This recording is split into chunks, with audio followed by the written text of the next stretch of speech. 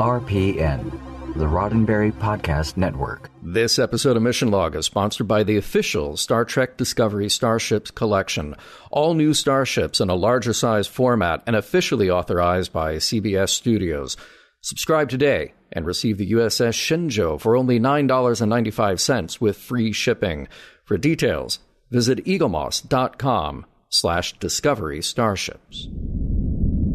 Mission Log, a Roddenberry Star Trek podcast. Episode 297, Rivals.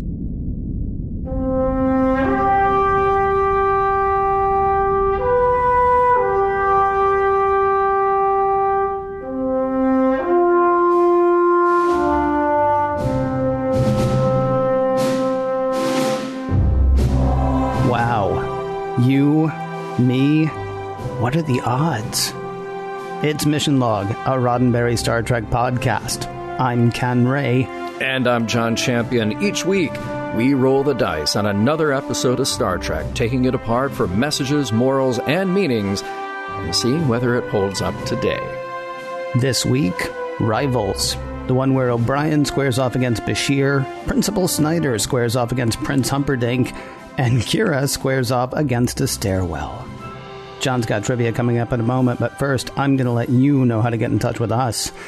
Mission Log Pod is the address to find us on Facebook, Skype, and Twitter. If you'd like to leave us a voicemail, we would love to hear your voice. 323-522-5641 is the phone number to call, 323-522-5641. Our email address is missionlog@roddenberry.com. Our show website, including discovered documents, is at missionlogpodcast.com. And please do remember, we may use your comments on an upcoming episode of Mission Log. And with that, we turn things over to the Trivia King. Ladies and gentlemen, boys and girls, children of all ages, please say hey again to Mr. John Champion. Well, hello again, back to all of you. Trivia for today's episode, Rivals. The story is by Jim Trombetta and Michael Piller. Jim we mentioned before since he got the story credit on The Forsaken, and he had been kicking around this story as a pitch since season 1. Michael Piller bought it, but he knew it would need some work, so the script duties went to Joe Menosky. Now, Joe, of course, had been around since TNG, contributing a lot there. His first DS9 credit was Dramatis Personae, and he has just 2 more credits on this show before we catch up with him again on Voyager.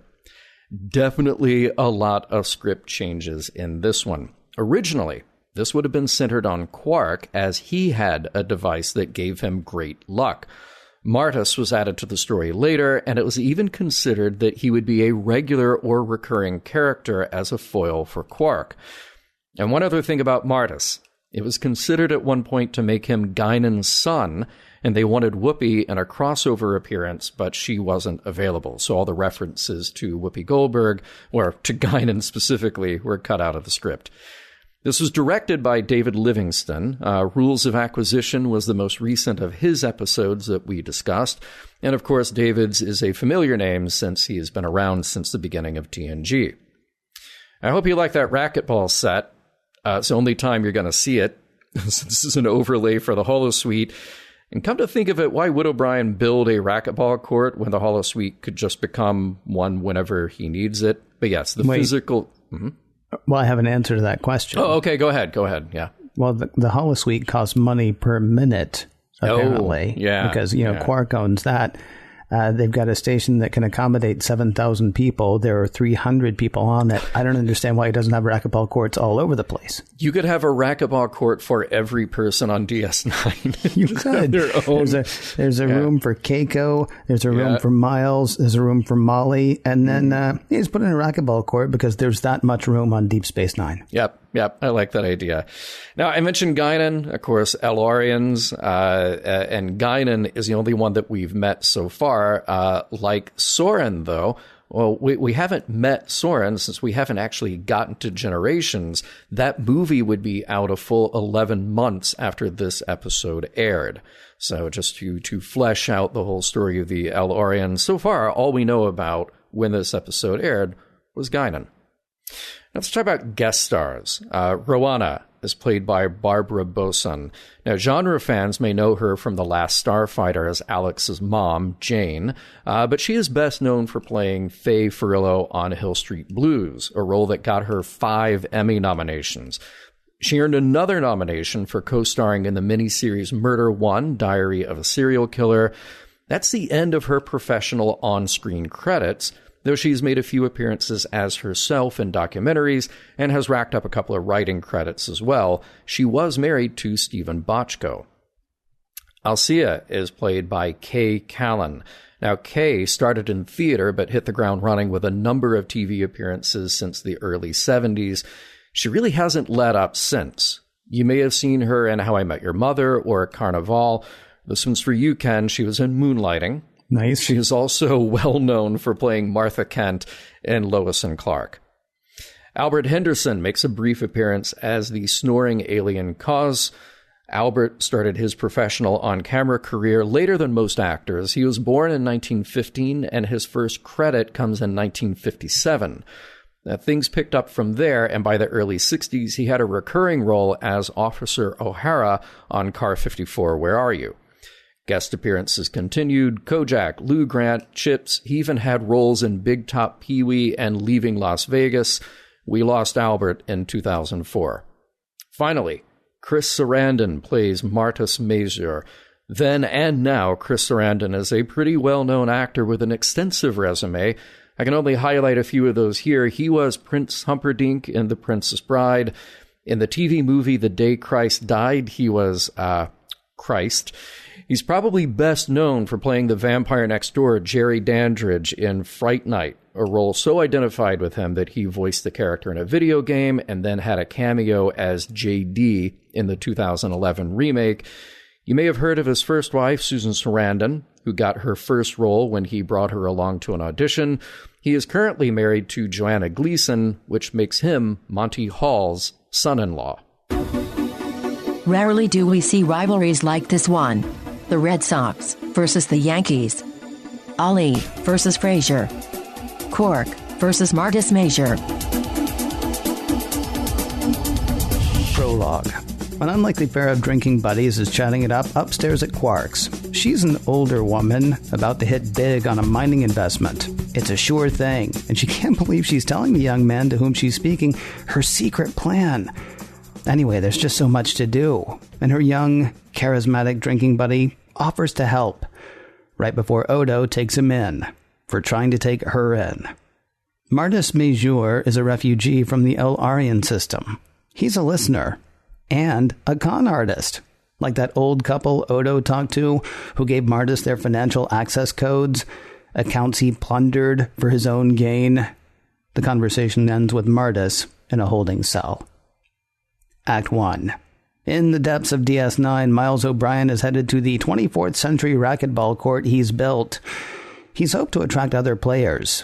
He's got one, Julian Bashir. Turns out he was a star player at Starfleet Academy. Younger than Miles and better in his day than Miles ever was. It looks like the doctor is about to clean the court with the engineer.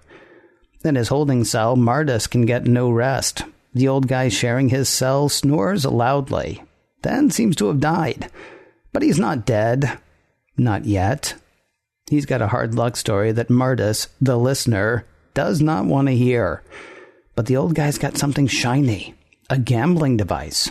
It piques the listener's interest for a moment, though he doesn't really get the connection between this toy and the old cellmate losing everything he ever had. It all comes down to luck, they agree. Another play, though, and the old guy's face lights up. He won! And now he's dead. Martus takes possession of the gambling device, then calls out to Odo about the dead guy in his cell. Act 2. Miles is home from his game with Julian, and yeah, he lost. Big time. Keiko's about as sympathetic as we've come to expect. Her response to his complaining basically boils down to, face it, dude, you're old. But that doesn't do it for Miles. He looks forward to a rematch. At the Replimat, Julian is describing the match to Dax. Yeah, he thought Miles might drop dead during their match, like right there, on the court. At least it's over, says Dax, though Julian says, it's just beginning. Miles wants a rematch, and it breaks Julian's heart. He likes and respects Miles. He doesn't want him to feel bad. Back in the holding cell, Martis keeps winning on the toy he lifted off the dead cellmate, for all the good it does. He does have a bit of luck, though. The old couple Martis swindled, they've decided not to press charges. Then Martis is free to go. And go he does, straight to Quark's. He wants a drink, though he's got no money. So they gamble. A free drink against the toy that Martis has. And Martis wins. But he shows Quark the toy anyway. A push of the button, and Quark loses. And Martis wins again. And Quark is intrigued. He offers to buy the gambling device off Martis, but he's a bit too eager. Martis knows now that he's got something good. Leaving Quark's with the gambling device still in his possession, Martis comes across a shop across from Quark's. The widow who owns it is shutting down. No, business is fine. It's just tough to work alone. And she senses that Martis, the listener, understands what she's saying. Back on the racquetball court, Miles and Julian are playing again, and hey, Miles is winning. Of course, Miles is also not stupid. He takes the doctor to task for obviously throwing the game in the engineer's favor. Next time, play your best game, or don't play. Back on the promenade, the conversation between the listener and the widow has escalated quickly. It's ended with her shop turned into a sort of bar, casino establishment directly across from Quark's. Act 3. Quark is obviously not happy about his new rival, complaining to Cisco that he has a contract. But that contract was with the Cardassians, so nobody cares. Business is booming at Martis Bar, though there's a sad face in the crowd. Remember the woman with the mining investment from the prologue? She's run into trouble and needs a lot of money to complete her investment. But the return will be 10 times the investment. Martis says he'll see what he can do. His new employee, Rom, don't ask, is worried that Quark might try to taint the food in Martis Bar, though Martis says, don't worry, he's had an extraordinary run of luck lately. Speaking of luck, remember that toy? The one Martis got off the dead guy in his holding cell? The one Quark was a little too eager to snag? Martis has had a bunch of them replicated, but bigger. They're all over the bar, and people are all over them. Enjoying the spoils, Martis starts to get cozy with the hostess when the widow with whom he partnered for the bar comes in. Yeah, in case you didn't know, Martis is shady, though the widow doesn't see it. In fact, she's just accepted his proposal for marriage. In ops, luck's running hot and cold. Dax all of a sudden has a problem basically solve itself, while Kira keeps bumping into stuff and having her computer crash. Cisco says he's been hearing a lot of bad luck stories in the last few hours. In fact, they just got word that many people with minor injuries are turning up in the infirmary. Meanwhile, things are dead as dead at Quark's, so he's trying something new. Listening to his clients. Or client. Or Miles. Miles just lost another racquetball match to Julian, and that's almost where Quark's listening ends. In his head, he's hearing a way to get his patrons back. Across the way, those giant gambling machines, everyone just won on them. Everyone. And Quark's plan for a comeback continues. Luck seems to be shifting on Deep Space Nine. Act 4. So it turns out Quark was sort of listening to Miles. He's put together a competition between Miles and Julian, a racquetball rematch. Though he failed to tell the contestants. But they can't say no because Quark has said that half the house's winnings will go to the Bajoran Fund for Orphans. Seriously, they can't say no. In the meantime, the tables are open, and Quark is back in business. Back in ops, they've noted the shift in luck as well. The problem Dax had, it's back. Meanwhile, a completely new group of people has wandered into the infirmary with bumps and bruises. To Cisco and Dax, it seems like too many coincidences to be coincidental. Dax will dig into it. Meanwhile, things are dead as dead at Martis Bar. His luck has run out. The customers are gone, and oh, he's busted. The widow catches Martis canoodling with the hostess. His one shot, he'll invest in that mining plan presented by the elderly woman from the prologue. Oh, she's so grateful. And Martis feels his luck turning, even if the big toys on the bar indicate otherwise. Act 5. Miles and Julian are gearing up for their game, though Quark's trying to tilt the odds. He wasn't poisoning Julian exactly, but there was an attempt to administer an anesthetic to slow him down. No one is betting on Miles. Quark figured he would, then dose the doctor and reap the winnings. You know, for the orphans. If not for them, Julian might back out.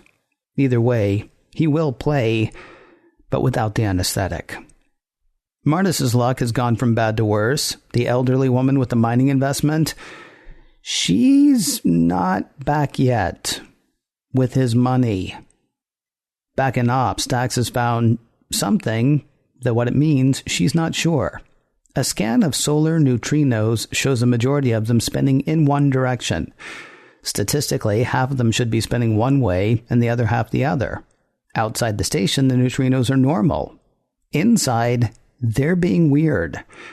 She doesn't think the neutrinos are causing the strange runs of luck. Rather, whatever's causing the strange luck seems to be affecting things on a molecular level. It's also affecting things on the racquetball court. The match between Julian and Miles is underway, and Miles is on fire. He seriously cannot lose. Even if he tries. Julian is missing ridiculously easy shots, and his racket just broke on its own. Meanwhile, the ball just keeps coming back to Miles, practically on its own. He calls for Dax and Sisko to come check it out. Miles says the way the ball's behaving is impossible, though Dax says it's not impossible, just highly improbable. Whatever's affecting everything is affecting everything. So they'll use the solar neutrinos to figure out where the heart of the improbability anomaly is centered. And that leads them to Martis' bar. The toys, the things that Martis had replicated a few times over in larger form without knowing what they were or how they worked, they're altering the laws of probability all over the station. So Sisko and Dax destroy them. And Martis is taken back into custody, not for having the machines, but because the couple he swindled has had a change of heart. They will press charges for his having swindled them. One more bit of luck, though. Martis gets to see his partner in the mining operation again, as she is thrown into a cell of her own for defrauding would-be investors. Things could be worse for Martis. Quark's willing to give Martis a bit of money if he'll leave DS9. The end. There's so much going on there, Ken, but I have just 3 words. Okay. Bashir racquetball outfit. All right. To me, cosplay at some upcoming convention. Don't know which one, don't know where. You can absolutely see that the person who was designing for him designed for Jake last week as well. Oh, yeah. Yeah, with true. that sort of like green skin tight, well, green to other green to blue skin tight thing that Sirach was wearing last week. Yeah. Yeah, it's an outfit. You gonna try to pull it off? I don't mean pull it off. I mean, you're gonna try to put it on? Oh, you mean to wear it? Yeah, right. Yeah. I'll see what I can do. I don't know. It'll definitely be you before me. Okay. All right. Deal. Now, there's a food moment in here that needs to go recognized. Bashir has replicated what looks kind of like a chicken patty sandwich. Might be tofu. I don't know, but it's a patty of some sort on bread, which is fine and everything. I just wondered about them doing a bit in the dialogue about him always going over to get the empty ketchup bottles, and he's got to go through like 3 until he gets one that works. Also, just need to point out, those were very clearly space ketchup bottles, and now I want one. First of all, I'm not sure it was ketchup. Look, it could have been katsu sauce. Could have been yamak sauce. We don't know. Could have been. Yeah. Could have been. Could have been barbecue sauce. That was actually what I was thinking. Maybe because I went to a barbecue joint earlier this week and that's what's on my mind. Oh, you did. What's weird to me, though, is you replicate a sandwich, replicate condiments. Right.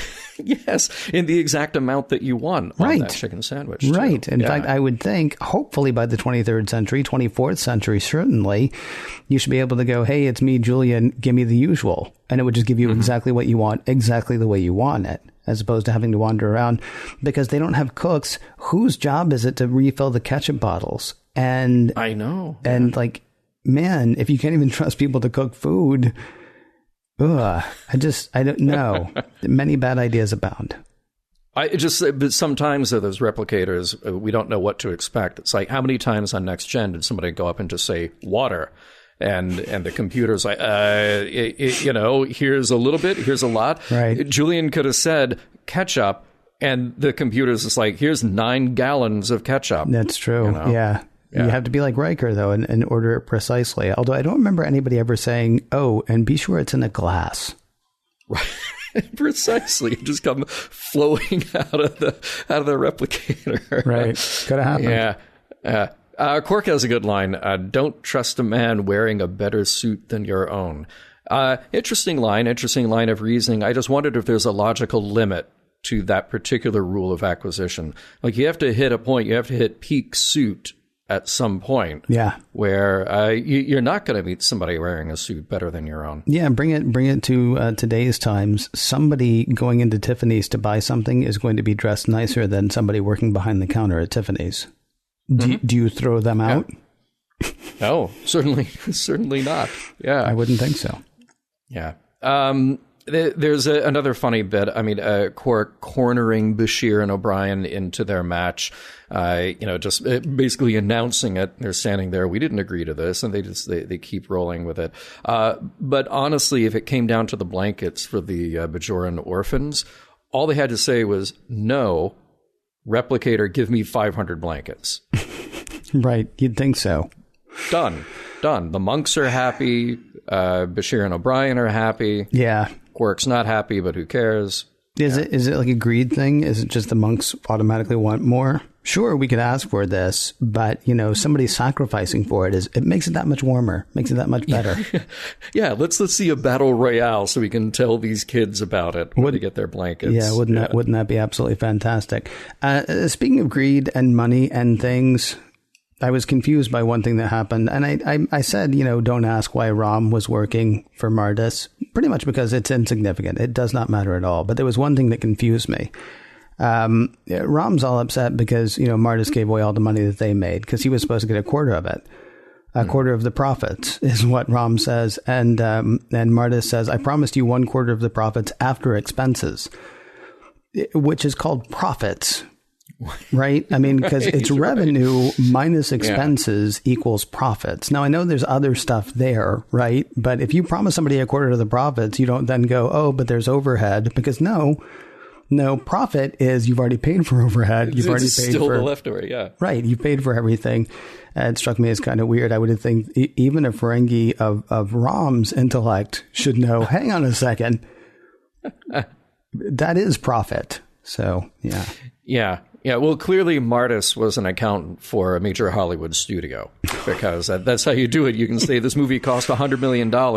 It made $500 million, but now this movie costs $550 million. Right. We lost $0.5 million. How? Mm-hmm. How'd you do that exactly? Right, you wouldn't understand. We'll just keep making more. Right. Yeah. It's it was profits before expenses. Yeah. Totally different thing. Yeah. I think in this episode, we maybe have my favorite scene to date at home with the O'Briens. Win or lose, tonight we celebrate it. It is actually personal and tender and somewhat real. And it's not just them bickering over food or socks or something like that. They played it down a little. I had a weird thing, though, and I don't know if this is good or bad to... Well, whatever. It is what it is. Remember the scene where Ro Laren and Picard as Galen were in the bar and they weren't doing anything intimate, but they were supposed to be playing sort of an intimate moment, and you really felt an intimacy between them? Right. That kiss between Miles and Keiko could have been a kiss between a 5-year-old and his grandma. There was just, and it's weird to me because they've been playing these characters for a very long time. It actually spoke to how often we don't get real emotion from them. We get bickering from them. Yeah. That said, you're right. The rest of that scene was actually fantastic, but I kept watching the kiss going, it's like they just met on set. Well, maybe that's just the kind of relationship they have. Maybe so. Miles and Keiko. Maybe that's just that's possible. Yeah, what they're like. A two-part observation here. First of all, did O'Brien just straight up break that camera on the station? I don't think so, but okay. Okay, because it looks like he goes toward it with his racket, and then the next thing is just static. Well, he said he was cutting the transmission, though, so I assume there's a button there. Like, okay, like I've got a button that will turn off this microphone. For example, yes, don't make me use it. Yeah. Or make me, whatever. It wasn't like, hang on, Quark, I'm going to mute this. He goes at it with a racket. So maybe he didn't. Maybe he's a little more respectful of the stuff. But second of all, when that happened, when he either broke or cut the feed, the image on the screen in Quark's is either perfectly clear, which is cool, or it's a screensaver that looks exactly like the orange art panel behind it, which is equally cool. Which is also cool, yeah. Mm-hmm. Yeah, that'd be neat, actually, because then you could walk behind it and be like, look, guys, I'm just ahead. Or whatever. I always sort of assumed, though, it was just a projection on glass, sort of like the Philips Day of Glass. Is it Philips? Not Philips. Who was that? Corning.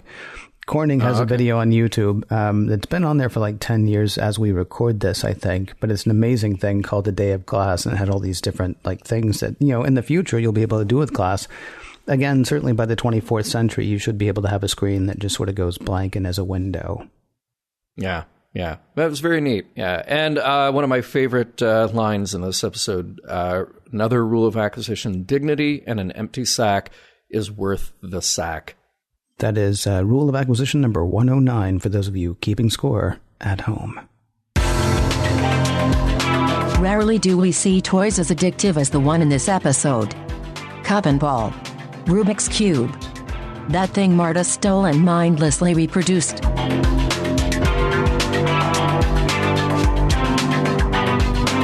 John and I will square off on Rivals in a moment, but first, a word from Eagle Moss, the official Star Trek Discovery Starships collection, flying in to take over all the flat surfaces in your home or office. I sit here in front of a very large desk where I could easily fit, I don't know, 70, 80 little starships.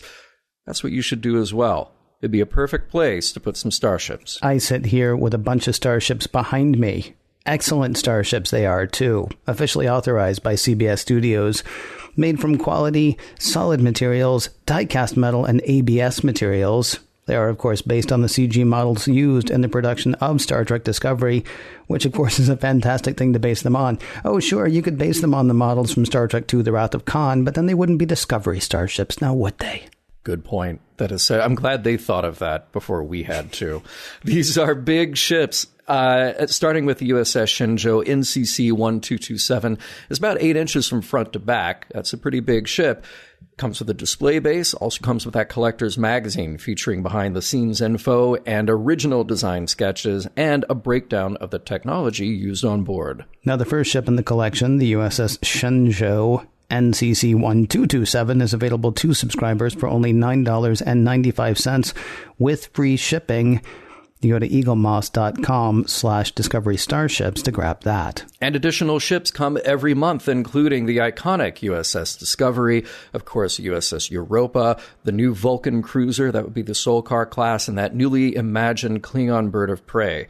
They will come to you every month at an exclusive 20% discount off the standard retail price, also with free shipping. Subscribers are also entitled to free gifts worth over $100, and you can cancel your subscription at any time. For full details, go to eaglemoss.com/Discovery Starships. Now, if subscribing's not your thing, if there's a particular ship you want instead, you can actually shop piece by piece. For that, you go to shop.eaglemoss.com, or you can go to your local comic book shop. You'll be picking them up there for the regular price of $54.95. But again, to subscribe, go to eaglemoss.com/Discovery Starships. And a huge thanks to Eagle Moss for sponsoring this week's show. Isik for your thoughts. Oh, yeah. I think that's the fifth time we've referenced that. I think so, but it's so worth it. I love that. Yeah, it's absolutely fantastic. 10,000 of them here, but only one for Michael Burnham's thoughts. Like how they tied that little thing in. You know, I don't even know who Michael Burnham is. I know. She's from here's what's weird, actually. So let's do that really quickly. So the first time chronologically that we've heard the word Isik would be when Michael Burnham says to somebody in Star Trek Discovery, Isik for your thoughts. Mm-hmm. And then they're like, what's an Isik? And she's like, I got no clue. Right. But then flash forward 100 years to Deep Space Nine, which was written 25 years before Discovery was. And an Isik is actually a going form of currency. So either she just hadn't heard of that particular form of currency, or somebody was like, well, okay, the only thing that makes sense is an Isik for your thoughts. Okay, that must be a form of currency. Why don't we just make one, and then we'll start people trading it that way so that this phrase actually makes a bit of sense. I love that idea. I like mold the real world to match the linguistic construct. I think that's great. It seems a bit ludicrous. Here's what was actually weird to me about that whole Isik thing, though, right? Mm-hmm. Quark is willing to negotiate with an enemy, a rival, one might say. Mm-hmm. Quark is willing to negotiate with a rival. Here's how many Isiks I will pay you to get out of town. Yeah. Pell, with whom he was maybe in love, gets a set amount and that's it. And listen, man up. I believe he actually said to her. He didn't say those words, but he said, man up. You're going to go around acting like a dude. Take this like a dude and get out of here. Mm-hmm. It just struck me as it struck me as interesting and odd. I will also tell you that I pulled a bit of a John Champion. Oh, did you know? I went online and tried to figure out what the conversion rate Latinum to Isik would be. Oh, see, no, that's funny, because if I had to guess, and I did not pull a John Champion and look that up, but if I had to guess, I'm just going to say like 10,000 Isiks to like half a bar of Latinum. I want to completely overinflate its worth. Okay, well, now here's what I actually found out. First of all, nobody's done a conversion. Okay. So now's your chance. All right. But the other thing I found out is you say a bar of Latinum as if a bar of Latinum is actually the going rate. There are strips. Oh, I'm sorry. There are slips, and then there are strips. Yep. And then there are bars, and then there are bricks. Oh, right. And right. I have not been keeping up with how much was offered for what at any given time. Like, did he offer Pell strips of Latinum? Did he offer her slips, or did he offer her bars? I think he offered Pell bars, but I'm gonna go with slips being the conversion for Isiks. And again, I'm like 10,000 Isiks for like a half a slip of Latinum. I just want it to be worthless. I don't know. Just in this episode, I do. Except it's not worthless, because the Chris Sarandon character said he would take 15 to leave. And then he was like, well, 12, because, I got to eat. And then he was like, okay, 800 because I have my dignity. And that's where we find out that, dignity in a sack is worth the sack. Yeah. Rule of acquisition number 109, by the way. Don't forget that. Very good. Well, we don't know where he's going. He might be like taking the cheap route. He may have no concept. I just love the idea of completely different cultures from different parts of the galaxy. Just have no good way at all to understand the value that each other places on something. Except he did have a box of Isiks to give to. He did.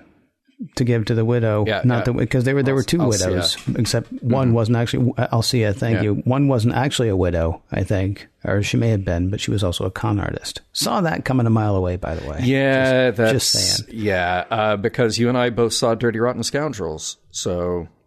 Oh man, yeah, like when it came out, I think. Mm-hmm. That was a long time ago for me. But still, we'll save that for the next segment, because why don't we? Why don't we? Yeah. But let's talk about the game. Let's talk about the actual gambling game that they have. I love the simplicity of the game, because we as the audience have no idea how it works, and we don't need to. We don't need to at all. There's something so pure and relatable about that very simple reward of winning absolutely nothing of substance by doing nothing. So It's like playing a simple game on your phone. Some games are tough and they require skill or strategy. Others just reward you for basically being there. And they just show you lights and sounds like, oh, you launched this game. Here's some sounds. Here's some lights. Good job. You did a great job at that, launching this app. Wow. I kind of want that app now. So let's make it and let's sell it for $10,000. Oh, somebody already did that and it got pulled. Or we could sell it for some mystics, maybe. Yeah, there you go. Yeah. But I, as far as it's a clever thing that as far as production goes, all you have to do is show here's a thing that lights up and people feel rewarded when they get it or they feel disappointed when they don't get it. So dramatically, it works perfectly. Mm-hmm. But there was something metaphorically that I really liked about it. That's just, it's very easy to get sucked into the emotion of winning or losing something, whether you are playing something that has required a lot of effort and a lot of skill, or something that requires absolutely nothing out of you. We've talked on our show before about that fad of the Tamagotchi, where it's just a little computer chip with a really cheap LCD screen, and all it wants you to do is push a button when it tries to get your attention. And that's it. And you get rewarded for doing that, or you get disappointed when your little Tamagotchi, quote unquote, animal dies. That's not real. That's not completely fair, though, because there were rules to the Tamagotchi thing, right? And it was supposed to be like you're keeping a thing alive. Kind of like having a plant. But you're not, because it's a keychain. Well, right, but it's a series of... I sort of see what you're saying, although, I mean, I don't know why I'm defending the Tamagotchi. I don't really care that much, except that it was, setting certain parameters in which to play, as opposed to this thing, which really was just, push a button and this happens. Now here's the thing, though. Could we put wagering on the Tamagotchi? Then we introduce a whole other level that's more akin to this episode, where you're like, $10,000 says I keep my Tamagotchi. I will bet you real lives were actually wagered on the Tamagotchi. Tell you what, Susie, you keep that alive for a week, then we'll talk about a hamster. Yes. You know that has to have happened. So I would say there was a lot of wagering on the Tamagotchi, just not for anything as valuable as an ISIC. Yeah, just, living things. Can we talk, by the way, about... So I almost brought this up last week, actually. So you've got the Skria come to town, right? Well, DS9, which is like a town, except with almost no people in it. Mm-hmm. You got the Skria come to town, and Sisko's like, yeah, well, I can't understand a word they're saying, and they're, they're being kind of weird. I know, I will feed them. And you said, well, so it's like giving breadsticks to somebody who's gluten intolerant. Right. My assumption was that there's something about the food replicator that will not let you produce something poisonous. We talked about this before, too, with like the whole pufferfish thing. Is it the pufferfish? Where it's like if you eat the liver of it, then you die, but you eat the rest of it and you're okay. Right. Okay. Yeah. Well, Gesundheit. I always assume that there's something in there that's going to keep people from killing themselves, but you can go to the replicator and say, make this machine, and there's no part of the replicator that's reading it going, this is going to potentially mess things up for people, right? You can just take something to the replicator. Like could Sulu take one of the projectile weapons that he loves so much sometimes, depending on which episode of Star Trek you're talking about? Could he take one of those to the replicator and replicate 100 guns? Would the replicator... Well, okay. Or are there parameters where the replicator won't do something where it knows that the thing is potentially dangerous, so it won't replicate that? But you stick this thing in there and you're like, well, I got no idea what this thing does. And the replicator's like, yeah, me neither. Let's make 20. It seems like kind of an all or nothing proposition, though, because here's the thing. When it just comes to the food thing, I mean, that computer would have to accommodate for every possible compound that it could create spread out over every possible biology that would consume it. Again, we know nothing about the Skrians, and it's absolutely zero. But can't even talk to them to say, hey, are you gluten intolerant? Yeah. Too bad. Here are some breadsticks. So there's really no way to know. And if you keep going down that again, the logical extent of it, well, all food can be poison if you have too much of it. The LD50 of water is however much water will kill half the population if they drink too much of it. So there's... It really would be almost impossible to tell. So maybe at that point, whoever created the replicator is like, look, either this thing will create food and it will have to create all the food or objects you want to create, or it's got to create nothing. Because there's really not a good way to accommodate for all the safety protocols for every possible use of this machine. See, my assumption on the on the food part of the replicator was that it was just basically making SCOP, single-celled organic protein, right? And then just finding ways to flavor it. But, you know, maybe chemical ways that my assumption is they've sort of solved the whole thing of we're not going to kill you. I mean, yes, if you eat too much of anything, you can kill yourself. So I'm not thinking even like Yes. poisonous. It's just like, you know, you can actually do yourself in by overdoing anything. Yeah, I'm really just confused by a machine that'll let you make a machine that'll kill everything. See, I in my mind, the replicator is for food anyway, because really I'm only concerned about the food here. I know this about you. Yeah. My impression of it is that I take a recipe, or I take the original food thing that got cooked, and I say, here, computer, map this, break this down essentially like a transporter replicator technology, very close. Now figure out how to reproduce that exactly. Cell by cell, make this thing, and it gets to make that thing again. It's not doing like the old Steve Martin joke where like you go to the fast food place and it just, you know, everything is in a vat, and cheeseburger, you know, right. fries, here's your change, everything scooped out of that same vat. Yeah. Other things to talk about here. Let's talk about Odo. Okay. Well, we got sidetracked, but okay. Oh, he did. Well, I mean, you were talking about the food thing. I'm saying it's weird to me that you could make a machine that would make other machines without knowing what those machines do. I mean, like, again, you order a cheeseburger and you give that to somebody who's lactose intolerant. Let's say it's exactly like what you're talking about. Right. You order a cheeseburger, you give that to somebody who's lactose intolerant. That's on you. The machine gave you exactly what you asked for. Right. Should you be able to ask a machine for something that you have no idea what it is? The machine has no idea what it is. It may have ramifications that nobody's considering, but the machine's just like, oh, well, I guess we're doing this now. Yeah. Yeah. You shouldn't want that, but I think that's kind of where we are. The machine's just going to make the thing that you ask. Hey, garbage in, garbage out. I was thinking that term exactly. Literally. Yeah, but for something else, which I'll tell you about another time. That's not for here. Okay. All right, so you wanted to talk about Odo. I'm sorry to distract us from the distraction. Odo, sir. No, that's fine. Odo. So at the beginning of the episode, he arrests Martis. Well, maybe not formally, but Odo can just throw people in the brig apparently at will. Seems because like there's a complaint, but we don't really know the details of that complaint. And otherwise, Martis is just sort of a guy who's suspicious. So Odo's just like, yeah, I'm just going to throw in their brig because that's what I get to do here. I mean, it's he is wearing a Bajoran uniform. Deep Space Nine is actually under the purview of Bajor, correct?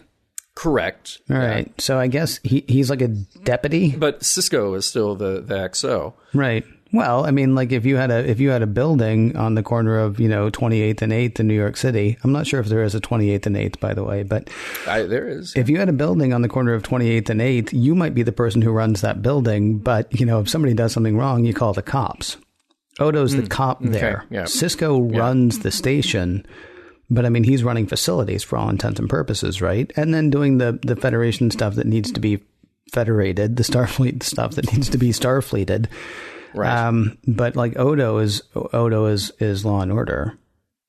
Yeah, and it seems like his Law and Order is still kind of left over from the Cardassian period. And maybe there are similarities to the way that Bajoran Law and Order work anyway, but he's just like, essentially it feels like, I don't like the looks of you, and somebody said something about you, right? So you're going in the brig. Yeah. I remember, because you and I are both World's Fair fans, I had this several books about the 1893 World's Fair, and there was that was in Chicago, and there was this breakdown of the security report for the year that the fair was open, 2 seasons within about a year, and it was something like, let's make up a number. It's like 1,200 people arrested for shoplifting or gate jumping or whatever it was, and then you got 300 people arrested for public drunkenness or something like that, and then there was like.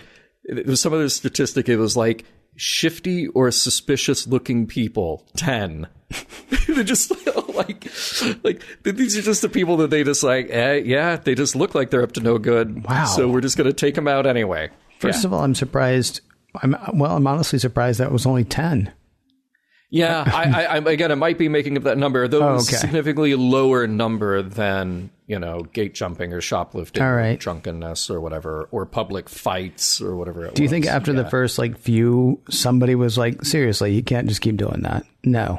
maybe that first 5 or 10 was in a week. Right. They were just like, yeah, you can't keep doing this. Yeah. Oddly enough, though, shoplifting went up quite a bit the following week. Right. Or did it? Yeah. There's one other kind of fun little thing here. It's not really a discussion topic. It's not really a big point. But, Dax says that what's happened is not impossible, just extremely improbable. Mm-hmm. And it kind of reminded me of that old thing that you hear, that saying that, well, in a city of 8 million people, like New York, a 1 in a million coincidence happens 8 times a day. So that, things are not that impossible, even if they are improbable. It just has to do with your perspective, your own experience, maybe the limits of your experience. So, interesting that they played with that little idea for a moment in the show. Merriam-Webster describes LD50 as the amount of a toxic agent, such as a poison, virus, or radiation, that is sufficient to kill 50% of a population of animals, usually within a certain time. The Hitchhiker's Guide to the Galaxy describes Merriam-Webster as a bunch of mindless jerks who will be the first ones killed when the LD50 of water is determined. The end of the show. What were the chances we'd make it this far, John? What were the odds, would you say, that we would get to this bit in the show? This show called... Well, go ahead. Oh, wait, was it rhetorical? Yeah, because, pretty much. Okay, because it happened. So I'm going to say 1. Yeah. The odds are 1 that would happen. Because we're here. We made it. Yeah. That is odd. Is it odd, so? Yeah, Rivals. It's weird, actually, because so much about this episode is not about rivalry. It's about odds. It's about probability or improbability, as the case may be. But, we're not talking about that, I don't guess. I guess we could, though. We should talk about the title. The rival. Well, you have rivals. You have Quark versus Martis. Yes. You have O'Brien versus Bashir. You have a little bit of O'Brien versus himself. Oh. Yeah. You've also got, you've of course got Martis versus Alcia. Did you say that already? Yeah. No. Oh, okay. And Alcia and basically anybody who she can swindle. That's true. But con person versus con person. Yes. Yeah. Yes. Not people who go to conventions, but con artists, if you will. Anyway, so there's the title, sort of dispensed with, disposed of, what have you. And now we get to the rest of it, the messages, morals, and meanings, and figuring out whether the whole thing stands the test of time. Why don't we start with that one, John? Rivals, does this episode hold up as far as you're concerned? No. But here's the thing. All right. So it's not a well-produced episode. And this is the interesting thing, I feel like, whenever we get to this part of the show, when we decide, does it hold up versus the morals, meanings, messages. From a technical standpoint, Star Trek's really not screwing anything up at this point. It's not like we have bad special effects. It's not like, dumb rookie mistakes are being made all the time. It's an expensive show to make, and things generally are humming along pretty well. So what I say when this is not a well-produced episode this time around, I'm mainly talking about the writing. And my assessment here is not out of step with how many of the people on the production felt about this show at this time, or this episode at the time. I just kind of read, okay, what did Ira think of it? What did Joe Menosky think? What did the director think? And there's a lot of people who are not totally on board with this one. I feel like the problems are that we're jumping back and forth to characters who aren't consequential to our main cast, and we're not really invested in them. Sometimes that works, but in this case, it doesn't. I saw the twist about Alcia coming right away. Again, we both saw Dirty Rotten Scoundrels, that as soon as she was on screen, That's what I thought. I thought of that movie. I was not invested in the science of what was going on. Not that that was really a major thing here. Just as a story, it didn't add up for me. It really didn't. Now, I feel like I need to add this disclaimer here. People who have written to us saying that we're not enjoying DS9 exactly the same way that they're enjoying DS9 will probably be upset with me saying this. So I feel like I have to repeat it again. I think DS9 is an awesome show. There are lousy episodes, though, just like there are lousy episodes of all of the Star Trek series.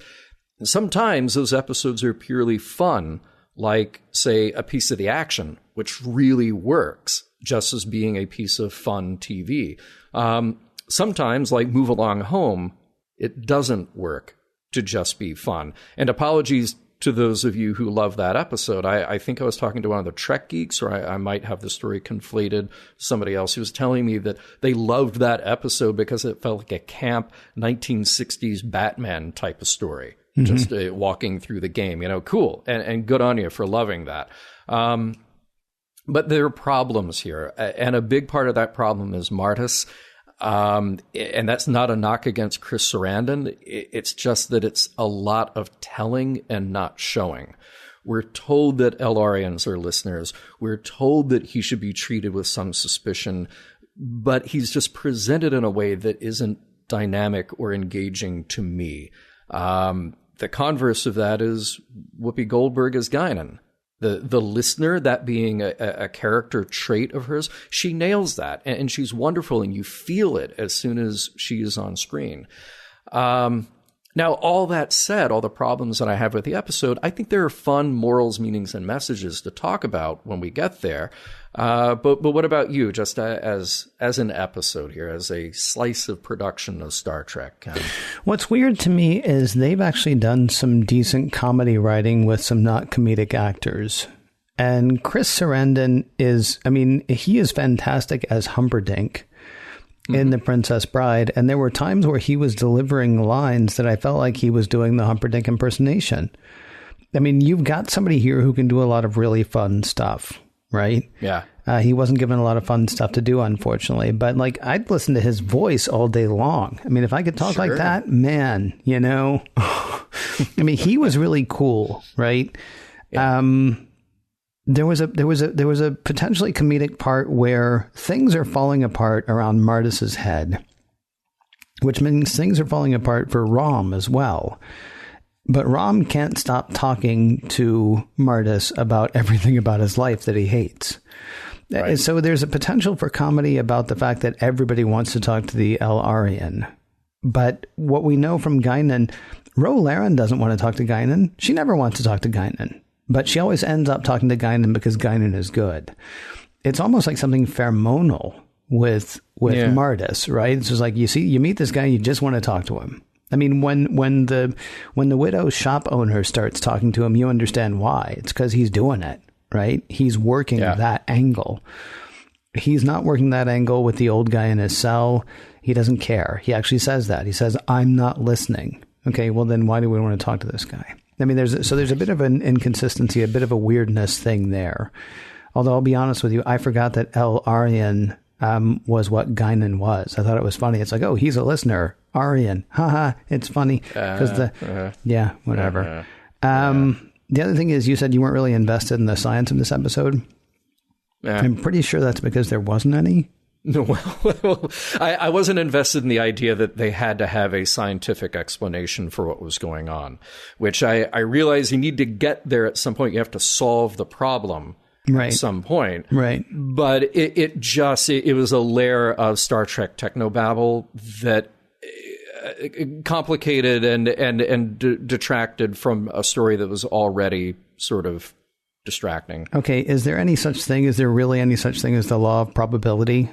Yeah, as a concept, sure. As a concept, absolutely. As a physical law, though, that can be manipulated? Not that I'm aware of. Okay. And it is, and I had read somewhere that Lawrence Krauss actually got in touch with Andre Bormanis, the science advisor on this show, and a lot of Star Trek, saying that neutrinos can't exist the way that they're describing them in the show. Right. But apparently many, many years later, there are some scientists who discovered some other property of matter, and they were like, oh, well, I guess we need to come up with some new kind of definition for a neutrino, because some of those would be rotating the opposite direction of these neutrinos. So who knows? But that's still not about being governed by the law of probability. No, I mean, no. Right. No. So it's a bit ludicrous. Yeah. I mean, and that's sort of the problem that I have. I mean, like, you talk about the infinite improbability drive in Hitchhiker's Guide to the Galaxy, right?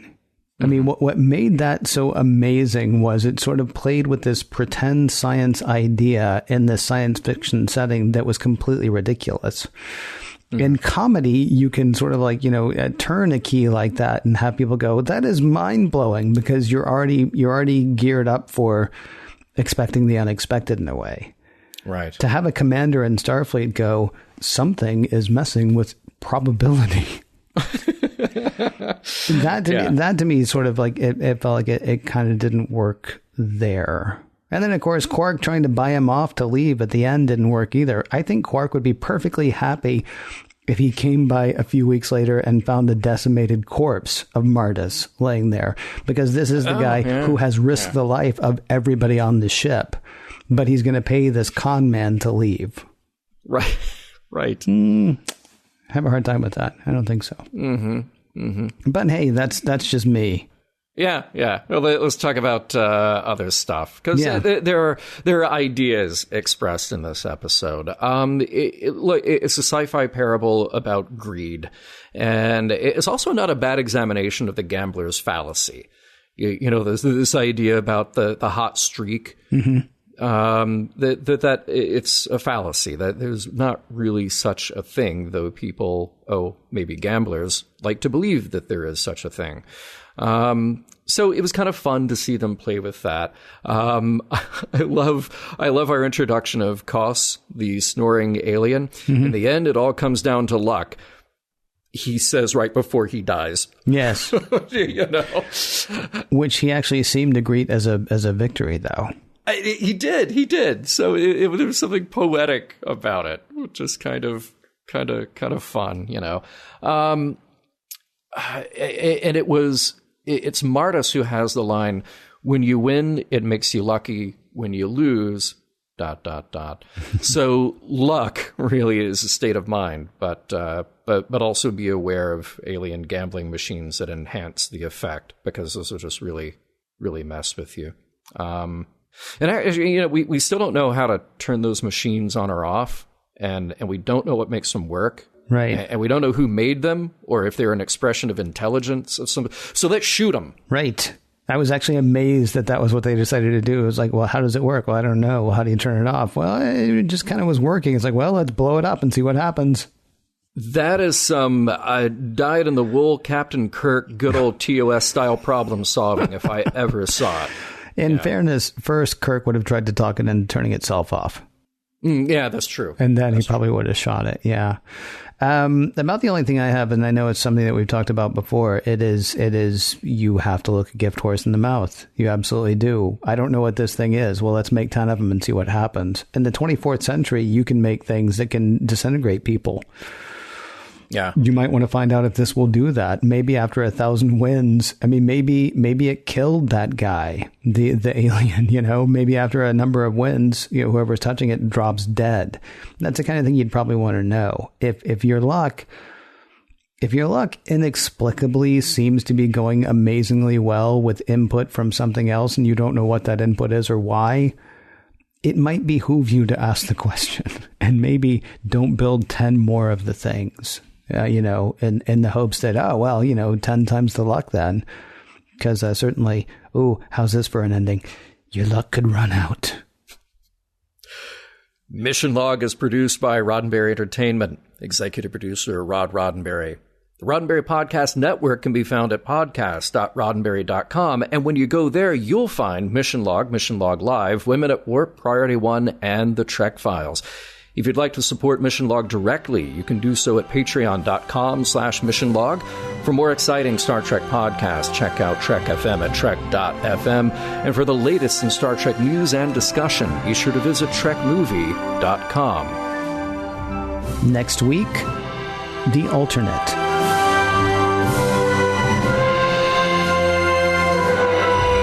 Some of the music for Mission Log provided by Warp 11, online at warp11.com, and from the album Messages by Key Theory, free to download at kitheory.com. Curiously, an edition of the Encyclopedia Galactica, which conveniently fell through a rift in the time-space continuum from 1,000 years in the future, describes Merriam-Webster as a bunch of mindless jerks who were the first ones killed when the ALD-50 of water was determined. Oops. Spoilers. End transmission.